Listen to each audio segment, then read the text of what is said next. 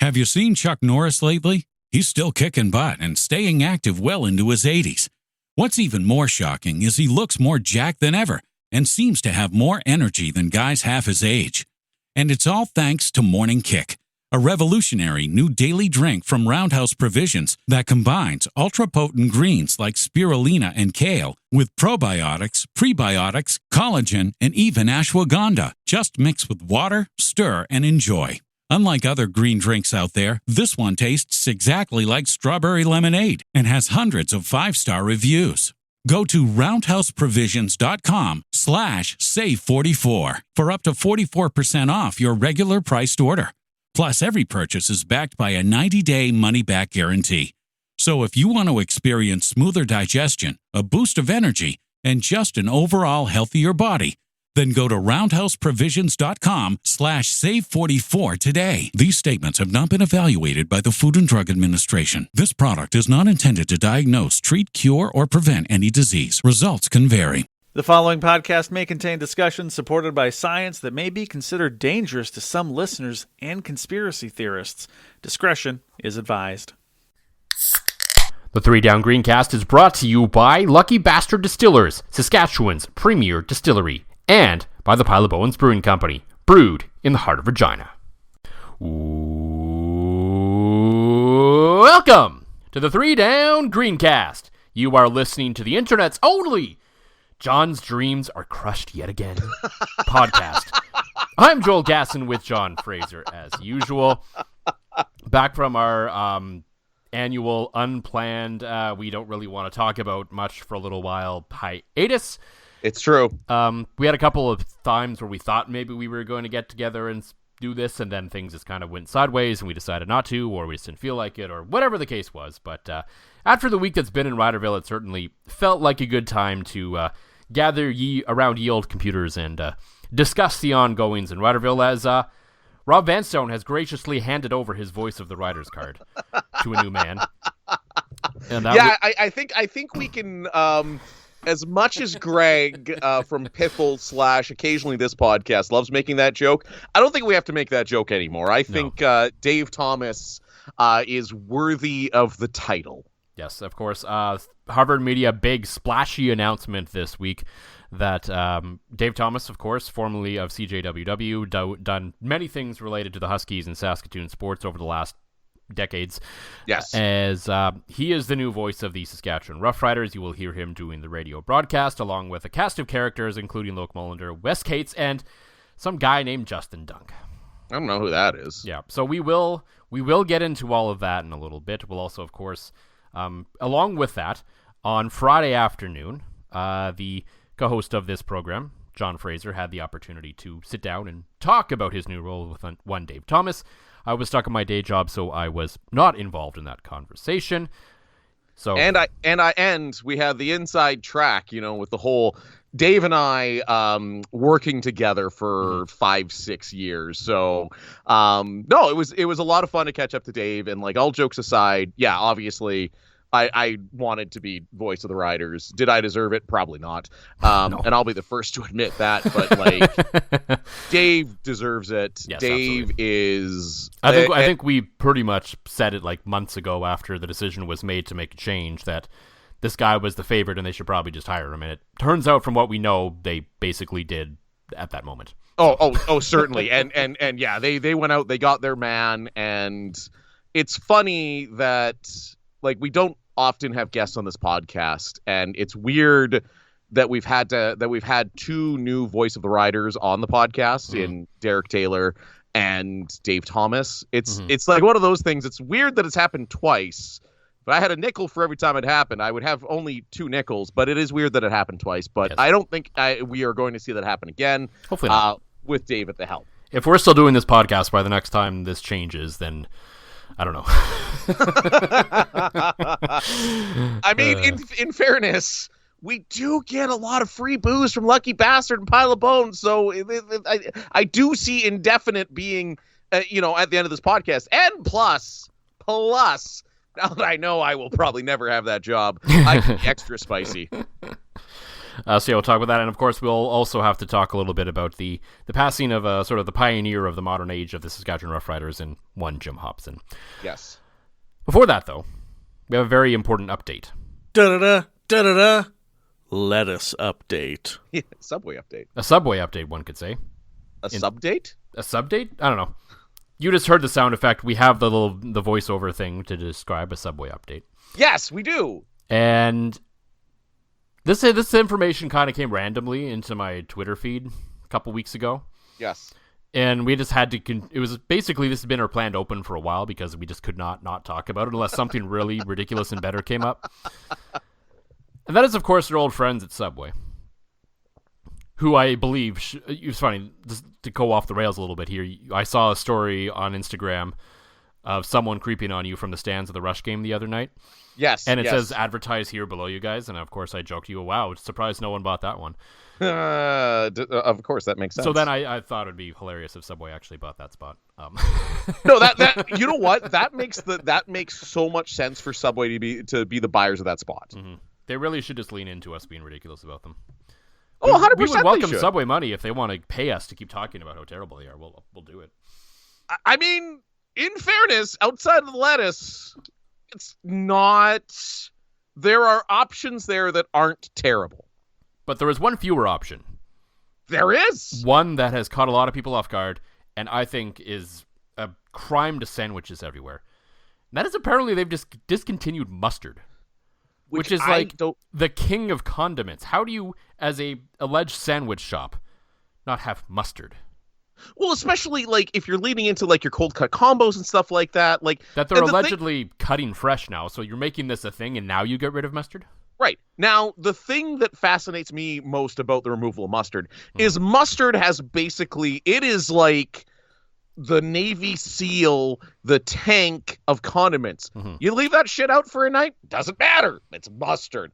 Put it in the fridge. Keep it in the cupboard for months. Keep it in your storage room. It's mustard. That shit does not go bad. So, like, I could get if they were like, hey, we're cutting back on mayo. Although as essential in a sandwich as mustard, yep. Mayo, two of them together are a lethal combo. Oh, 10 out of 10 combo. Yep. The two of them. I mean, even when you get the tray from Sobeys and they're like, this is sandwich sauce. Bitch, that's just mustard and mayo combined. That's all that ish is. There's no secrets about it. But like, yes, how on earth do you get rid of mustard at a sandwich shop? Yeah. See, now you can't get mustard, as far as we know. It seems like, as far as I know, it hasn't come back yet. That's what the internet's telling me. Subway has put out releases saying there's just supply issues or something.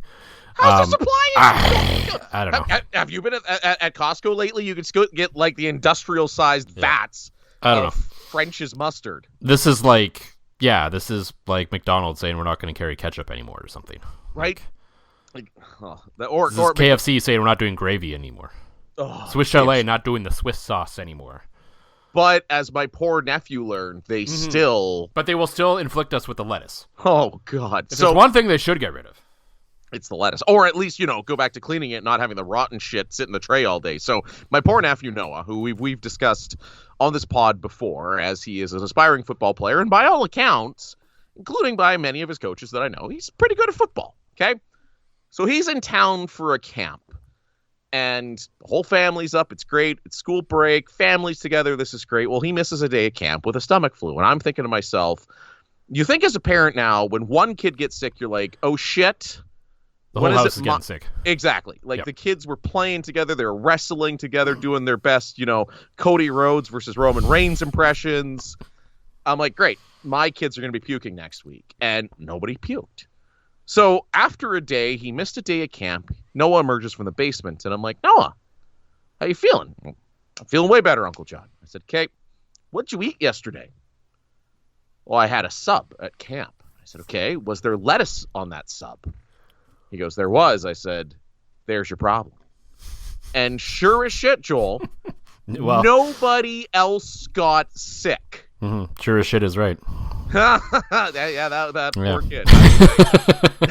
I had to go to the designated pooping bathroom at one point that evening, and I had seen the damage he had done to it, and it was worse than what I had done to the CN Curling Club.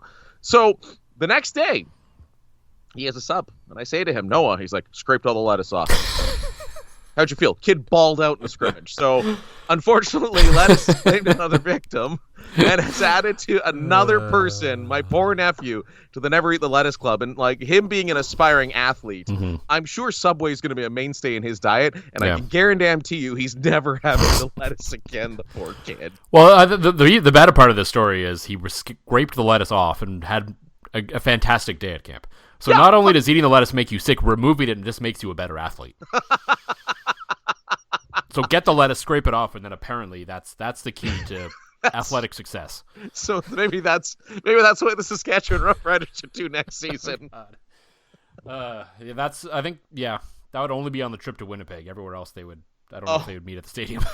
God, that's just remember, never get the lettuce. Never ever get the lettuce. No. Oh my goodness. So yeah, we will be getting into the new broadcast team and our thoughts on where that is going, and one late Jim Hobson. But I guess for the Pile of Bones Brewing Company, John, what is in the glass this week? I have committed a sin, and I must confess.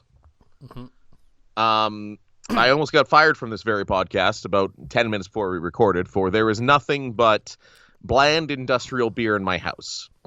So I will highlight the other night. I had Rebellion Cerveza. It's warm. It's perfect for, you want a beer that tastes like beer, little Rebellion Cerveza, 4%, little lime, little beer salt, real good. But unfortunately tonight, Joel Gasson, I'm having an unnamed industrial beer. Please do not fire me from this podcast. Doesn't your wife keep whining in the house or something? You could have Colin Hodgson's it up. Oh shit! You know what? I got home from the Rush game last night. Yeah. And I had my last shot of gin, and I'm like, I still just want a little more for my nightcap. And I cracked open a bottle of wine. There is a Pinot Noir from Henry of Pelham cracked and sitting on my upstairs counter I could have had. Instead, I'm drinking Lacey's beer. Wow. I have fucked up. Yeah. Well, I mean, you already had. Now that I've make you feel even worse. I mean, I'm glad I didn't fire you, because now I just made you feel worse, and that's even better. Plus, then I would have had to find someone. And it's a whole thing, and yeah. Plaster's too smart. Hiring's very difficult and annoying. So that's fair. Greg's busy with pit bulls. Plaster's way too smart. Yeah, I guess. Yeah. Guess you're stuck with me, even though I'm having shitty beer. And the worst part is as you discuss your beer, I'm gonna run and get another one. I'm sorry, Joel. For me, I have also a light beer, but a locally made one. I brought home some Spud Light from Pile of Bones the other day. Just kind of felt like a light, easy drinking beer on this warmish Sunday evening, though apparently winter's coming back this week. But I'm still safely feel like we are into spring mode at this point, so the beers tend to get a little lighter at this time of year. And John's not back yet, so he didn't hear any of that, so that's cool. What was your beer? Sorry, I actually did run and get another one. I know. I finished my thought, and then you weren't there, and you weren't talking, so I was like, yeah, he didn't hear any of that. Cool. And it's all staying in. I'm not editing any of this. I know. I know you would. That's what I appreciate about you. Spud Light from Pile of Bones. Just wanted something light so and easy drinking, but not industrially made. Not made with corn syrup. Whew. Made with potatoes, though. I know. Oh, the Spud Light is so good. Here I am filling up another one. But you know what else is going to be so good? Can I take the transition this time? Sure. I mean, you did most of the work for this episode, so yeah, go for it. The Roughriders broadcast team. Yes, what a change a year makes, Joel Gasson. I for the first time, I think, really, since I came to Regina, there's a distinct possibility I may actually listen to some more CKRM Rider Game Day coverage this year. In the past, for various reasons, obviously when I worked at Relco, I didn't really listen. Fair, yes. When I was let go from there, I kind of didn't listen to anything for a while, and then I just kind of stuck with the Green Zone Game Day, and I'll still listen to a fair bit of that, I'm sure. Of course, yep. But, I mean, for the first time, and I joked about this with the new pre- and post-game show host, one Justin Dunk, of 3 Down Nation, and various other things. For the first time that I can think in a very long time, at least, with him there potentially, and I assume Dave, I mean, I haven't talked to Dave probably since the last time I was at camp in Saskatoon. For the first time in a very long time, there's actually someone at Harvard Media that likes me. So, I mean, in the sports department at least. So I'm like, hey! I maybe actually have a reason to listen now. That's, actually, you could count almost 3 people because Brendan McGuire is still occasionally hosting Sports Cage. He's also us, and he's like quasi them. So yeah, I suppose. Okay, and then Dave Thomas, who as far as I know, he probably likes you more than he likes me. He didn't have to work with you for 5 years. And Dunk, we all know, likes you more than he likes me. So, you're basically going to find yourself on the panel there, Gasson. No, they're not going to let me anywhere near that. I would not toe the line, so that would not go over well on the broadcast rights broadcast. You did get a shout out during the announcement, though. Yeah, so did BMAC, though. It was just, I think, it was basically more so to answer the question of what Justin will be doing. Vis-a-vis 3 Down Nation, considering this new role, basically nothing changes for him. It's just another job that he's added to his portfolio. So yes, certainly. But obviously, yes, you have all heard the news by now. Dave Thomas, we talked about off the top. Probably one of the worst kept secrets in Saskatchewan. He is the new voice of the Saskatchewan Roughriders. He'll be calling the games, I'm sure making appearances on the Sports Cage.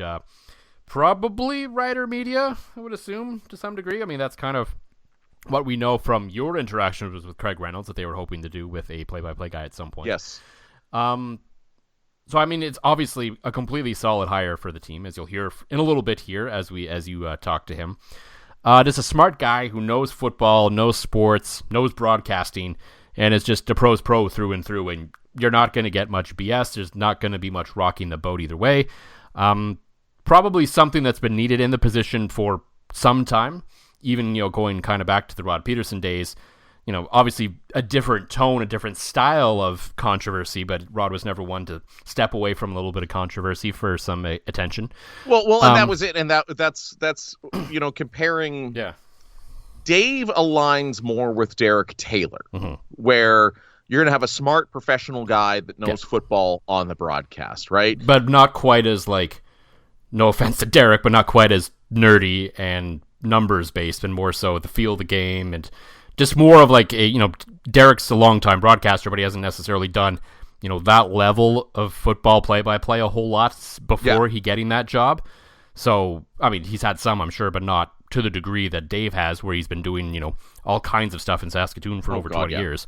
Yeah. So the guy just oozes professionalism, and I think that's something that'll be good for the job. And unlike the last guy, and this is, you and I have gone back and forth on this as to how much I'm going to say. And this will be the only time we ever mention Ball ever again. But unlike Ball, Dave is not a raging asshole. Yes. That's just, and what I love. I mean, he did block you for a while. That's fair, but I deserved it. I know I absolutely did. If Dave Thomas is blocking you, you probably deserved it. So I certainly deserved it. I don't know what I said, but it was quite funny running up to it at a Hilltops game 2 years ago and talking about that. So what I will say in the difference between Dave and Ball is you're getting the pro's pro, you're getting a genuine human, you're not getting a raving lunatic. And I'm just going to throw it out there that, and I'm not saying he didn't deserve, him and Dunk and Mullender and West did not deserve the fanfare, but I think there was a little extra motivation, especially from the Riders' end after, let's face it, when Ball was hired, they sent a reply to a tweet to him saying congrats. I think the biggest way you can say we wanted nothing to do with this guy from day one was exactly how they introduced Dave and Dunk, with all the fanfare and bravado and celebration that position deserves. And I think that is the ultimate way to say, you're gone. We don't ever want to acknowledge you or pretend you ever existed here ever again. Because the fact is that Harvard rebranded the Sports Cage and pushed the new Sports Cage, the new, because Ball was such a raging asshole. Well, and it's clear that over the last, however long this process has been going on, that bridges have been mended between Harvard Media and the Saskatchewan Roughriders. Yes, they are back in sync again. They are working together. I mean, one of Rob Van Stone's pieces on this ended up on their website. Yes, so clearly absolutely. that symbiotic relationship is back after it was clearly breaking apart over the last couple of years. Well, and that doesn't just come down to Ball. That comes down to Abby White, who was the program director there, and that was the first domino to fall. I don't know if people... This is strictly for the radio nerds that listen to this podcast, but when Abby White was let go by Harvard last year, I remember having discussions with you going, Ball's next.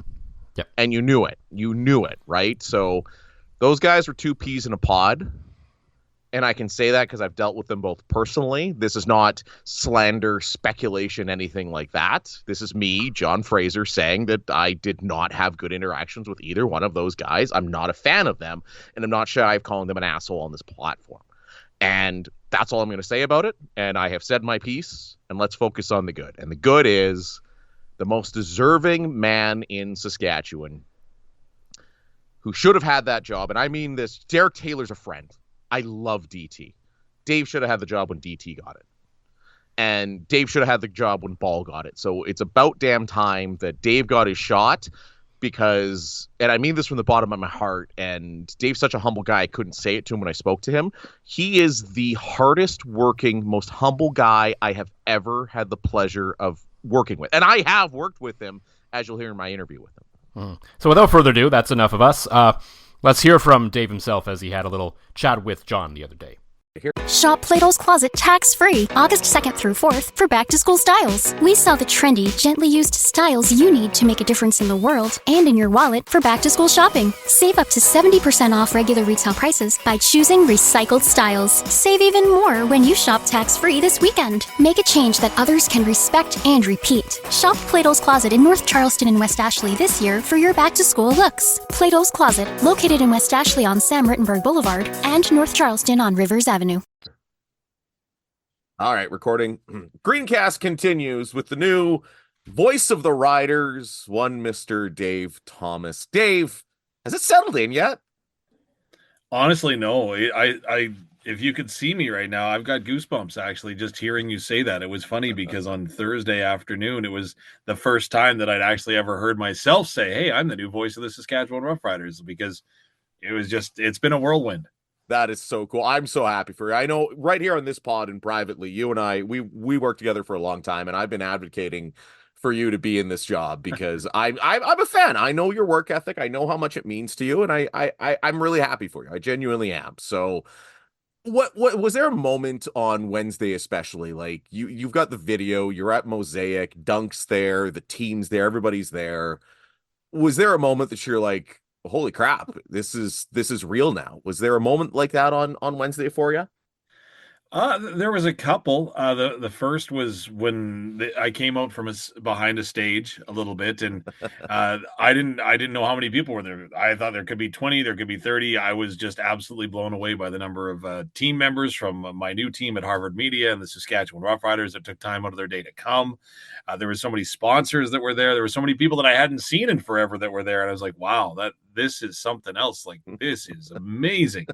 And then when my wife and my youngest son actually had an opportunity, they walked in the doors to Mosaic Stadium, and I was like, this is wild. Like, this is real, and this is something that I get to share with them, which is really cool. You didn't get to share it with a lot of people, though. You said it on Wednesday. We talked about it privately. How hard was it to keep that secret? You know, you've got your dream job, the contract signed, and you can't tell anybody. How hard was that? It was hard. It was hard because you do want to scream it from the mountaintops, right? But also I wanted to respect the process and understand, you know, this is a big deal to a lot of people, more than just me, right? Way more than just me. So it really wasn't about me in that moment. So now that, you know, we can tell people and you can go ahead and confirm with cousins and neighbors, yes, and so on and so forth. It's pretty cool.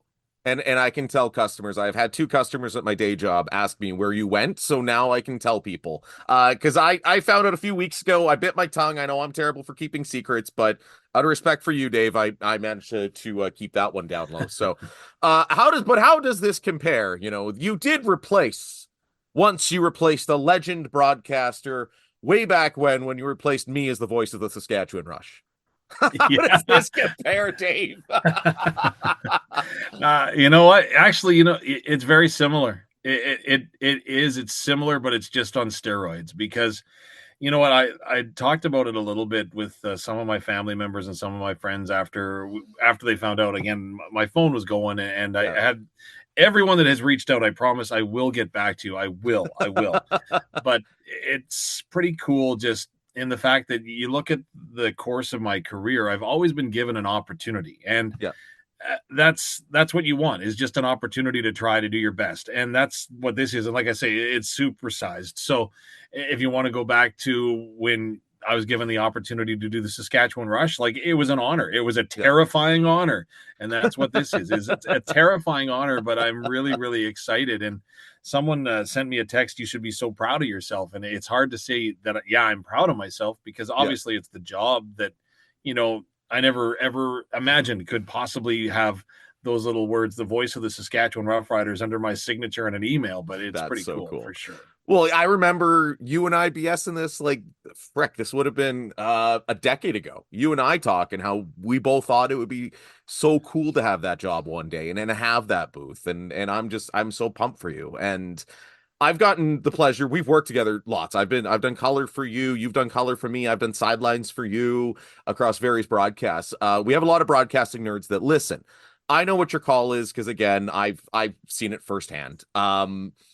What's your call going to be like? What can people expect to listen to when they listen to a Dave Thomas broadcast?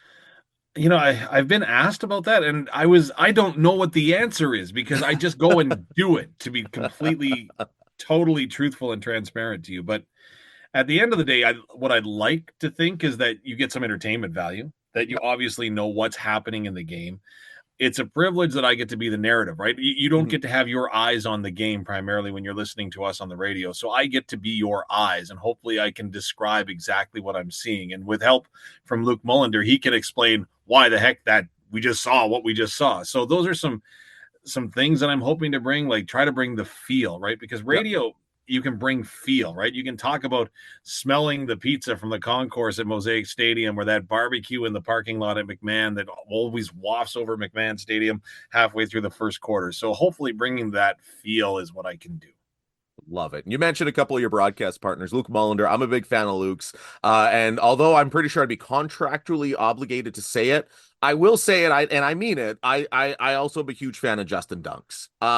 How much have you gotten to pick their brains? You guys have spent some time together lately. And how is that helping to build what is going to be a tremendous broadcast with all of you guys and more involved in this thing, Dave?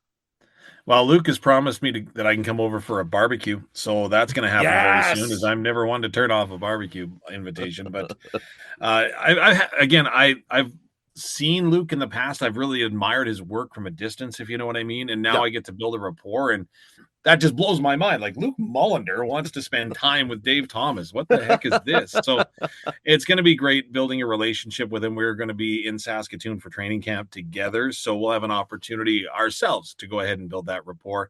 Justin Dunk, I've been fortunate enough to work with him on Canada West broadcasts for a long time. I would say probably 7 years, but Justin's always, again, the man is so, I don't know if connected is the right word, because it's more than a connection that he has with people, because people trust him with their stories. And if they're okay with him telling their story, then he'll tell it. And if they're not, then he won't. And he has that amazing balance and that amazing connection to people, whether it's football world or just in general. And so having that with Justin Dunk is truly going to be very special. And hey, don't forget, I have to work with Wes Cates and Jeff Fairholm too. Like, man, heroes.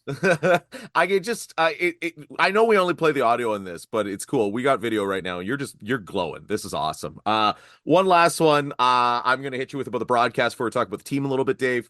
I remember your old pregame routine back when we were doing Hilltops games together, of just having a song absolutely cranked right before we go to air. A, is it still Bon Jovi? B, is that still your pregame routine? Or are you mixing it up these days? I will not confirm, nor will I deny, because I am a very, very superstitious individual. It has no bearing on what I do. It has no bearing on the outcome of the game. I am well aware of that, and I don't know why I do some of the things that I do, but I will continue to do them as we go forward. If it makes you feel better, Dave, I've picked that up as a pregame routine too. After that one game that we did in Winnipeg, I stole it from you. So speaking of Winnipeg, that's going to be the first team that you're going to be calling. My Blue Bombers in town for the preseason. What do you think we're going to see on the turf from the Riders at that time, preseason, and really for the entire year, Dave? Well, if you look at, let's talk about the preseason for just a second. Sorry to totally sidetrack, but if you look at the way that the training camp is set up for the Saskatchewan Roughriders, I know that in the brief amount of time that I've had to been able to spend with Coach Mace, and again, talk about a great individual there, but talked about the layout of training camp, because this is going to be the first one that he ran. And I just wondered, just kind of an overview of what he sees. But you look at, okay, so they get into camp, they're going to be working out for a week, essentially. Yeah. On the Saturday of the May long weekend, they're going to be holding their annual Green and White Day over at SMF Field, hugely popular with the fans, right? Yeah. Now, usually they'd run a scrimmage, but they're actually not running a scrimmage that day, because 2 days later, they're going to be taking on the Winnipeg Blue Bombers at Mosaic Stadium, right? So obviously you're going to get your look at players come that Monday afternoon. So you have to adjust a little bit. It's going to be a controlled situation. It's still going to be great for fans. Yeah. So that's on the Monday. And then 5 days later, all of a sudden the Riders are in Edmonton before they get a bye week during the last week of the preseason, as cuts don't have to be made until June the 1st. So you back that up. May 25th is the last game that the Riders are going to have an opportunity not only to evaluate, but to implement what they're going to do with a new offensive coordinator and a new defensive coordinator. So I think that first game against the Bombers is going to be very interesting, because you're going to see some guys that are going to get one shot to make the team. Yeah. And that's going to be their shot. So if you are on the fence, in my opinion, you're going to have the opportunity to go ahead and state your case as to why you should be on the team, because then I think 5 days later, the team has to shift from evaluation mode into implementation mode and making sure that they've got the pieces in place that can execute their game plan, because it's really the only live action that they're going to get until they open up the regular season in Edmonton.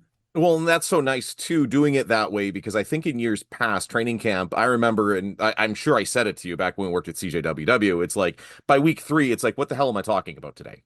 Right? Like, all the storylines have been covered. They've been beat to death unless somebody fights somebody. That sounds like a better way of doing things. I really like it. You mentioned Corey Mace. He was at the Kinsman Sports Celebrity Dinner. I know we were both there. He seems like the kind of guy, like, A, you can tell he's all in on this, and B, he seems like the kind of guy that's going to get you ready to run through a wall. Is the Corey Mace that you're seeing on kind of the insider side the same as we see externally, a guy hyped, ready to go, committed, bought in? Absolutely. That is not for show. That is 100% the sense that I get from the interactions that I've had an opportunity to have with him thus far. And again, he is a family man. He is very committed to family, not only his own family, which is young and has moved now to Regina from Toronto, but also the family that he's going to build with the new culture in Riderville. And he is a very, very intelligent and detail-oriented man. I had an opportunity to listen to him speak to an audience with the Regina Chamber of Commerce, and he was sensational. And he talked about the pillars and talked about communication. He talked about compete. He talked about how he is going to implement this culture. And he had it in an amazing demonstration that I was absolutely blown away with. Not surprised, but absolutely impressed with it. And just to be able to hear his opinion, to pick his brain, is going to be absolutely phenomenal. So I'll leave you on this one, Dave. I know you've been extremely busy. You're being pulled in every direction. And I thank you so much for taking the time to spend with me this afternoon, even though we're not going to release this for a couple days till we get the rest of the recording done. But over or under, are the Riders going to have a better or worse record than last year? I'm going to just make it easy for you, right? Because, I mean, I'm going to have my predictions and all that kind of stuff. But for you, better or worse record from what you're seeing this year, go. You know I don't do predictions, right? I know. That's why I'm doing it to you. You know, in any sport, right?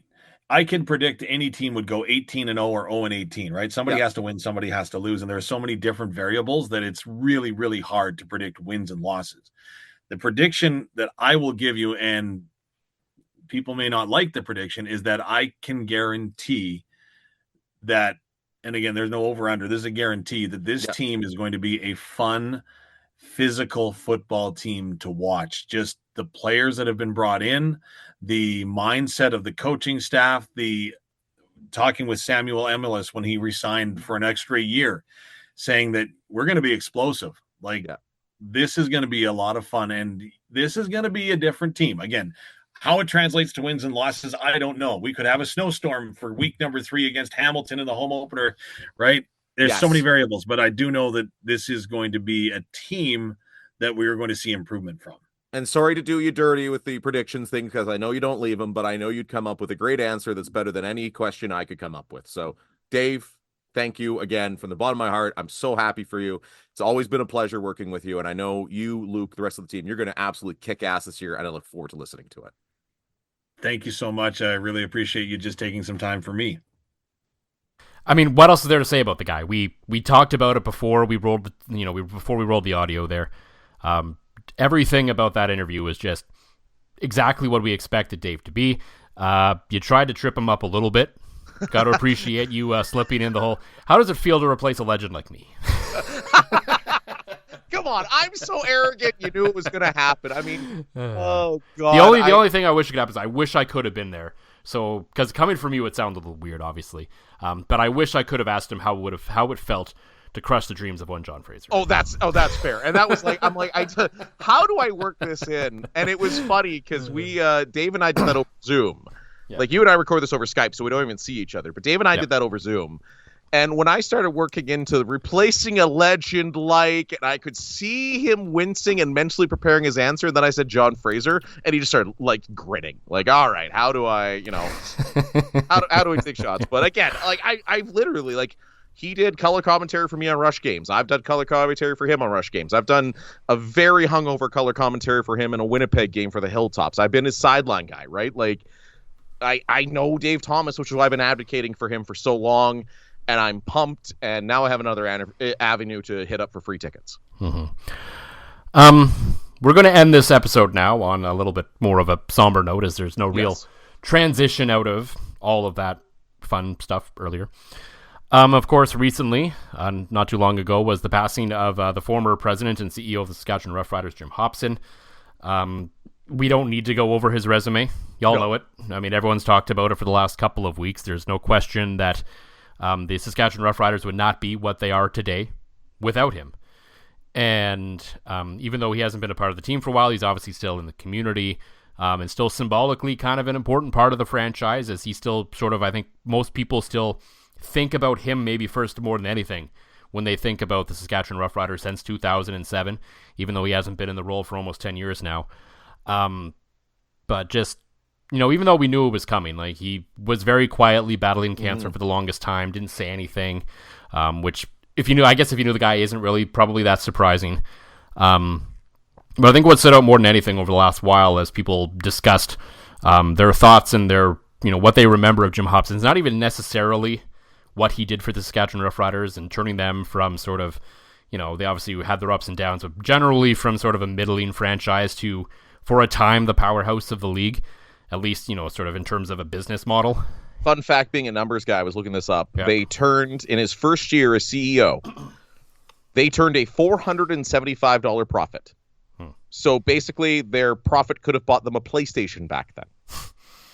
To now having $37 million in listed assets. That is just remarkable. Yeah, so as remarkable as all that is, I think most people rightfully remember more so Jim Hopson, the man. Yes. And just what a community guy he was. Like, I'm sure in the office he had to be tough sometimes, and I'm sure it wasn't always, sunshine and rainbows every day working with Jim Hopson, as it never would be in a workplace like that. But that never seemed to carry out in the community. And every single person to a man who has, sort of spent any time with Jim Hopson, you get the vibe, the kind of person he is. And he is just, whether the Saskatchewan Roughriders continued on or not, he is just a man that will be missed in this community. There's no question about it. It reminds me, remember when Ed Reed passed and all of the social media interaction, everybody telling their stories was not him on the field. Obviously, there was some of that, right? Well, I mean, yeah, it's a little different because, George Reed last played in the 70s or whatever it was. Well, and that's it. But I found a similar vibe with Jim, right? Mm-hmm. Like, the initial reaction was, the world has lost a great human being, and people were telling stories of meeting Jim at training camp and BSing with him and getting to know him and him taking the time to shake hands and talk to people at community events and all that. And then almost the secondary focus was like, it's remarkable of, what he's done. Like, Daryl Davis flat out said there would not be a Riders there possibly is not a Saskatchewan Roughriders team without Jim Hopson. Mm-hmm. And never mind just a team, but to have, this glorious stadium that is the perfection of what you want for football and be a successful franchise and have the books and everything. And like, I almost felt, you almost feel bad for Craig Reynolds because the bar was set so infinitely high for Jim Hopson. Well, it's like anything. When you fall, you never want to be the guy after the guy. Like, no, exactly. Everyone, like, if you're in sort of that football business side of things, it's a job a lot of people probably aspire to with various franchises. Mm-hmm. But ask anyone in any field that's sort of like public facing like that with legends. Like, you look at Alabama football is going through right now, like, good luck, because you want that job, but you never want to be the guy after the guy because it rarely goes well. No, and certainly. Even if it goes okay, it just looks bad in comparison because you were not the guy before this guy who, we won a couple championships and we won, and we made millions upon millions of dollars, right? Well, and you look at it, and the team is still, operating at a profit every single year. Minus the COVID years and whatnot. Minus the COVID years where nobody made any money. That's you write those off. There's no way you were going to make money as a football team with no football to play, and you still have like once a week everybody's calling for Craig Reynolds' job, who's done his job on the business side. So it sucks. It always sucks when the world loses good people. It sucked to lose Jim Hopson, but it's nice to see his legacy remembered the way it has been. Shop Plato's Closet tax-free August 2nd through 4th for back-to-school styles. We sell the trendy, gently used styles you need to make a difference in the world and in your wallet for back-to-school shopping. Save up to 70% off regular retail prices by choosing recycled styles. Save even more when you shop tax-free this weekend. Make a change that others can respect and repeat. Shop Plato's Closet in North Charleston and West Ashley this year for your back-to-school looks. Plato's Closet, located in West Ashley on Sam Rittenberg Boulevard and North Charleston on Rivers Avenue.